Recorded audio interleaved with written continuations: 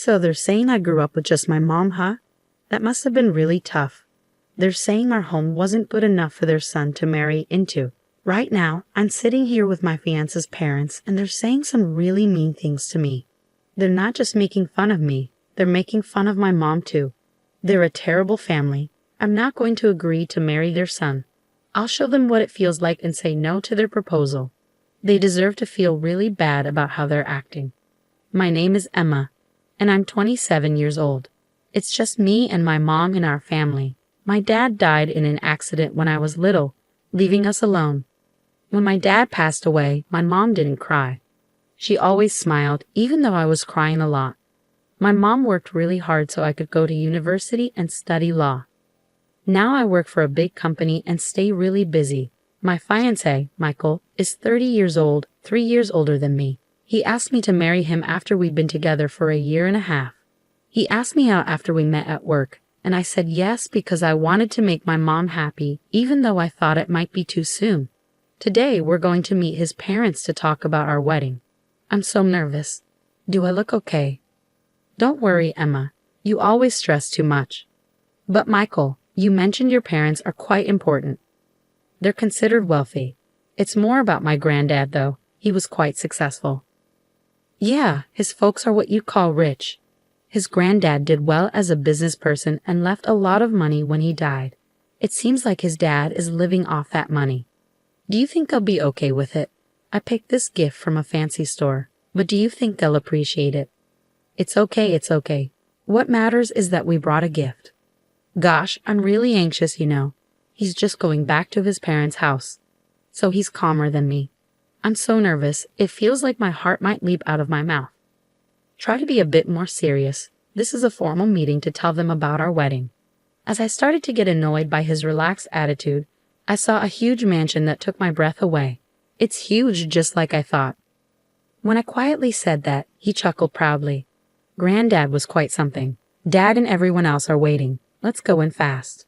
As we stepped into the entrance together, the big door opened by itself, and his parents welcomed us. Hello, you're Emma, right? Our son has told us about you. It's a pleasure to meet you. I'm Michael's mother. Yes, nice to meet you. I'm Emma.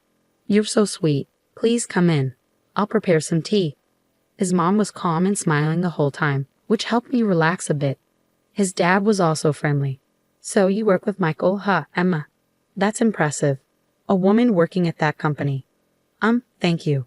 The term a woman bothered me a bit, but I took it as a compliment and replied politely. However, as the conversation went on, I started to feel more and more uncomfortable. While deciding to marry Michael takes courage, Emma. Huh? What do you mean? Michael's parents, in other words, us, were wealthy. Normally, someone might feel intimidated by the difference in status and be hesitant about marriage, you know. Yeah, some people might feel that way.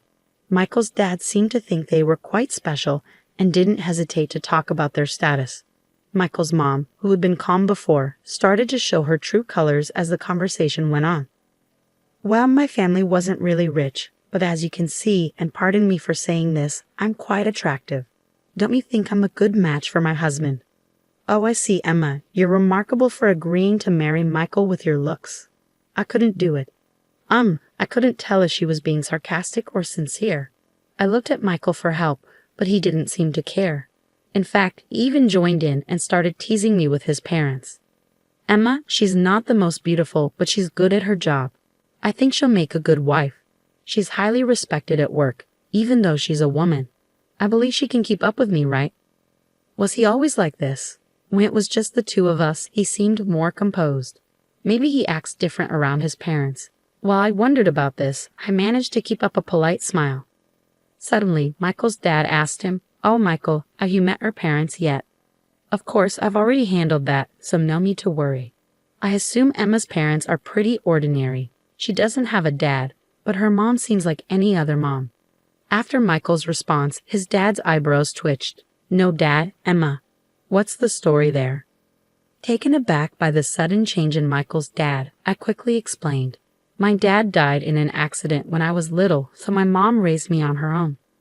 So you grew up in a single-parent household? Yeah, that's right. I still live with my mom. When I finished explaining, Michael's dad looked deeply thoughtful, and his mom seemed to get upset. They started whispering as if they were having a private conversation. Is everything okay?" I asked cautiously, confused by their reactions. At the same time, Michael's mom said something surprising. "This could be a problem." What do you mean?" "Michael, maybe you should think again about marrying her. Mom will find you a girl from a better background." "Wait, what are you saying?" Michael's mother gave me a cold stare. "A girl raised by a single mother isn't suitable for Michael, is she?" Right beside her, Michael's father quickly added, "Exactly, Michael. Despite her career success, coming from a single-parent household is a problem, isn't it? I've warned you many times to be cautious about who you marry, but you—" It felt like I was being judged like a faulty item. Hearing such words from my fiancé's parents, whom I was meeting for the first time, was completely unexpected. I was left stunned in shock. Then my fiancé, Michael, said something that made me question if I heard correctly. "Oh, so she's not even close to meeting the standards. I thought she might barely make it, but I'm already 30 and finding someone else would be a hassle, so I'll just settle for Emma." "What? Michael, don't we want to get married because we love each other? You didn't really think I was marrying for love, did you?" He laughed loudly, tossing out those harsh words. "All I want is a wife who can manage the house like a maid. I can't truly love someone with a family background like yours." "That's right," Michael's mom chimed in, agreeing with his cold words. Even Michael's dad nodded along, laughing mockingly. "I can't believe this. I thought he was the one who genuinely wanted to marry me out of love." I was completely speechless at this sudden turn of events. As I struggled to find words, Michael's parents continued their verbal assault. "Single mother household. It's audacious of you to even consider marrying my son when you come from such a disgraceful background." "Absolutely not. Our son cannot marry a girl brought up in such a low-class environment." In that moment, all the emotions I had been suppressing reached their breaking point. Instead of shock, I felt a surge of anger at the insults directed towards my life and my beloved mother. I couldn't contain it any longer. Slowly, I raised my head and calmly addressed them. "Fine. Let's cancel the wedding, and I request that you leave immediately." Not only were Michael's parents shocked by my statement, but even he seemed taken aback. He asked me in confusion, "Emma, what are you suddenly saying? Are you asking me to leave? Don't you understand? Why are you saying this? I don't get it." In response, Michael's parents started causing a scene. "Exactly. We don't have to take orders from someone like you. Emma, your family background is poor, and your attitude is terrible. What do you think you're doing? Be quiet." I slammed my hand on the desk and stood up. "Do you know who owns the land this house is on?" "What are you talking about? This land was inherited from my father." "From your father? Can you prove that this land is yours? Do you have any evidence?" When asked for proof, Michael's father started to panic. They seemed to have never checked, whispering to each other. "What's the problem? If you own the land, there should be proof, right? Like inheritance documents. We don't have anything like that. This house was built by my father, and this land belonged to him from the beginning. That's how he could build it." As Michael's father spoke, Michael's mother also chimed in. "First of all, what are you talking about, Emma? It's impolite for someone like you to discuss someone else's property. Stop it. Just because my parents didn't approve of our marriage, don't start making baseless accusations.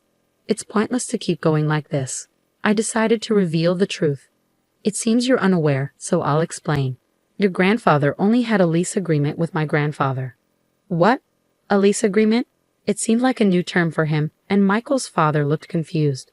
I was frustrated and explained it patiently so even this ignorant family could grasp it. "A lease agreement means you're allowed to use the land. Right now, you're using it for free, but when the agreement ends, it goes back to us. So basically, your grandfather is just borrowing this land temporarily from mine." "No, that can't be. I've never heard of such a thing. You're lying." "Are you calling me a liar? That's not true, and we have the contract to prove it. We've already checked its validity." Michael's father was stunned and flustered by this unexpected truth. "No, it can't be true. You're just making it up. You come from a single-parent family, and your dad passed away." "That doesn't matter. My mom's dad owned a lot of land and lent it to many people. We've been able to live thanks to his support." You own that much land? Yeah, I studied law in college, so my mom and I were looking into our land leases. That's when we found out that this place where you live is also owned by my grandfather. Do you get it now? The three of them were shocked and speechless. They were struggling to understand their situation, but I explained it anyway. Considering this, could you please leave this land soon? According to the contract, the free rental period ended a while ago.